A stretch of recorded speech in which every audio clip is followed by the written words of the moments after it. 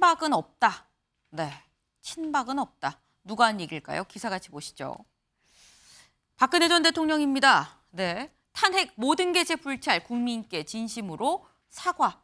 네, 아까 본 중앙일보 1면이죠. 네, 박근혜 정부는 실패한 정부라고 얘기를 하는데 임기를 못 맞춰서 개인적으로는 실패일 수 있지만 정책으로 잘못된 건 없다라고 얘기를 했습니다.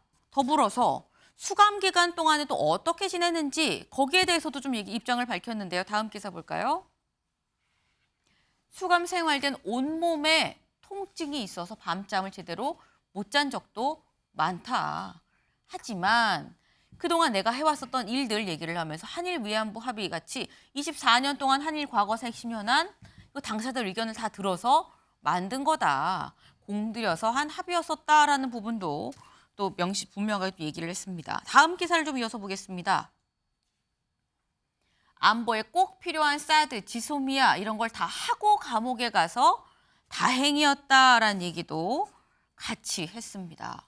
국정원 특활비 36억 사용 이 부분에 대해선 내가 갖고 간 건 아니고 직원들 추석 격려금으로 썼는데 그때 국정원에서 이걸 갖고 왔을 때 법적으로 검토해보라고 얘기하지 않은 걸 후회한다라고 얘기를 하고 있습니다. 그리고 이 부분 탄핵 때 일부 친박들이 찬성표를 던졌는데 라는 부분에 대해선 수감 기간 동안 안부를 묻는 의원이 없었다. 인간에 대해서 많은 생각을 하게 됐다라고도 얘기를 했습니다. 네, 이 부분에 대해선 약간의 배신감을 좀 느꼈다라는 얘기로 좀 돌려서 좀 얘기를 할 수 있을 것 같은데 사실 지금 상황에서 박근혜 전 대통령의 등장 관심은 총선일 겁니다. 혹시 총선 때문에 나온 거 아닐까라는 생각을 할 수 있는데요. 다음 기사를 좀 보시죠. 정치적으로 친박은 없다. 출마 나와 연관 짓지 않았으면이라고 얘기를 했습니다. 네, 나와 연관 짓지 말아달라. 아까 중앙일보 6면 좀 같이 볼까요? 수감 때의 그 제목을 하긴 했었는데 기사 내용을 좀 보겠습니다. 여기를 보면 기사 내용은 이래요. 개인적으로 내년 총선에 별 계획이 없다. 정치적으로 친박은 없다고 여러 차례 얘기를 했다. 과거에 정치를 했던 분이 다시 정치를 시작하는 문제는 개인의 선택이라 내가 말할 게 못 되는데 다만 정치를 다시 시작하면서 이게 저의 명예회복을, 그러니까 박근혜 전 대통령의 명예회복을 위한 것이고 저와 연관된 거란 얘기는 하지 않았으면 한다. 과거 인연은 과거로 지나갔으면 좋겠다라고 얘기를 했습니다. 이 얘기인즉슨 윤영걸 대표님, 이 얘기는 명확하게 선을 좀 그었다라고도 볼 수 있고 한편으로는 선제적 대응 느낌도 있습니다. 내 명예회복을 걸고 나올 생각 하지도 마란 느낌도 있거든요. 정치인들의 말은 좀 정치적으로 좀 해석해야 되거든요. 그래서 정치적으로 친박은 없다고 그랬어요. 네. 그러니까 그 뜻은 저는 나를 팔아서 나를 이용하지 마라. 이 뜻이지 자신이 뭐 총선에 완전히 떼겠다, 관여 안 하겠다, 관심도 없다. 이 뜻은 저는 아니라고 봐요.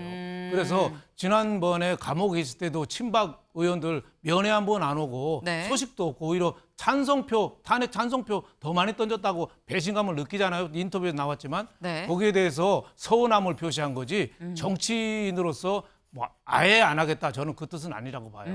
특히 그 감옥에서부터 변호사했던 측근 유영하 변호사. 네. 지난 대통령 때도 왜 공천 주려다가 안 되고 지난번에 그 사면 받고도 그 구청장, 대구시장. 시장이나 뭐 의원 할래도 안 됐잖아요. 그런 분들 몇몇 분들은 제가 보기에는 챙길 가능성이 뭐 상당히 있다. 저는 이렇게 생각이 돼요. 그래서 정치적으로는 뭐 관심이 여전하니까 저렇게 인터뷰를 한 거다. 저는 이렇게 볼 수 있겠고 네. 저는 한 말씀만 더 붙이면 저 인터뷰 기사를 윤석열 대통령이 좀 꼭 좀 읽어봤으면 좋겠어요. 왜요? 지금 대통령한테 주는 반면교사가 커요. 첫째, 측근은 없다. 측근 때문에 다 망했다는 거 아니에요, 지금. 김무성 당대표가 만나자고 여러 가지 공천 갖고 전화 왔는데 자신한테는 한 번도 연결이 안 됐다는 거 아니에요. 측근만 믿고 뭐 다 했는데 믿었다는 거 아니에요. 지금 대통령도 측근만 믿으면 안 돼요. 네. 또 두 번째, 그 이제까지 괜찮았으니까 앞으로도 괜찮을 거다. 특활비 뭐 36억인가 추석 떡값으로 다 나눠줬다는 거 아니에요? 네. 그것도 뇌물죄로 다 처벌받았잖아요. 그 동안에도 과거에도 특활비 다 다 썼어요. 네. 근데 박근혜 대통령 처벌 받았거든요. 그러면 지금 대통령은 어떻게 할 거예요? 저는 중요한 것만 빼놓고 대북 수사나 이런 거 관련된 거 빼놓고 특활비 빨리 대통령실부터 없애야 된다고 봐요. 네. 세 번째 또 윤 대통령한테 주는 거 네. 어정쩡한 사과와서 조금 밀려나지 말고 네. 사과할 때 왕창하고 아. 진짜 사과했으면은 바로 행동으로 옮겨라. 국민들한테 미안하다고만 하고 옛날하고 똑같이 변명만 하니까 화를 더 내게 하는 거다. 저는 이 인터뷰 기사를 지금 윤 대통령에서 꼭 좀 읽어봤으면 좋겠습니다. 지금 저희 방송을 윤 대통령이 보시면 좋겠다라는 생각도 같이 해봅니다. 네. 지금 요러한 부분은 윤 대통령이 좀 반면교사로 좀 삼아서 참고를 할 부분이다라고 지금 말씀을 주셨는데 어쨌거나 박근혜 전 대통령 총선의 역할을 하긴 할 거다. 다만 과거에 이른바 친박이라고 말했던 사람들을 도울 생각은 없다는 거 아니겠느냐라고 얘기를 했습니다. 실제로 어제 직접 공개적으로 외출을 했습니다. 앞에 있던 이 자신의 그 자택 앞에 있던 전통시장에 직접 나왔는데요. 그때 모습 같이 보고 오시죠. 너무 많이 오거든요. 다른 사람들이 왔다.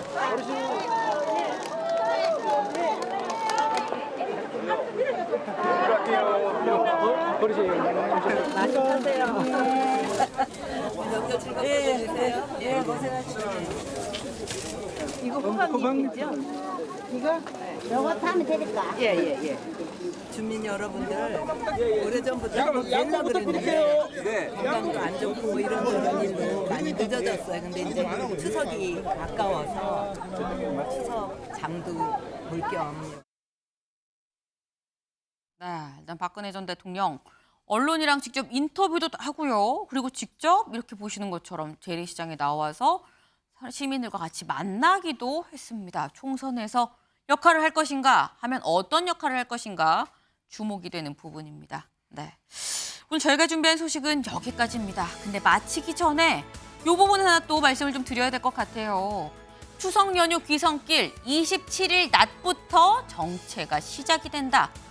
내일 낮인 거죠. 27일 낮. 내일 낮부터 이미 정체가 시작이 된다고 하는데요. 여기 보시면 서울에서 강릉, 서울에서 대전 쭉쭉 6시간, 7시간까지 좀 걸릴 수 있다고 하니까요. 이 부분 같이 참고를 하셔야겠다라는 생각이 듭니다.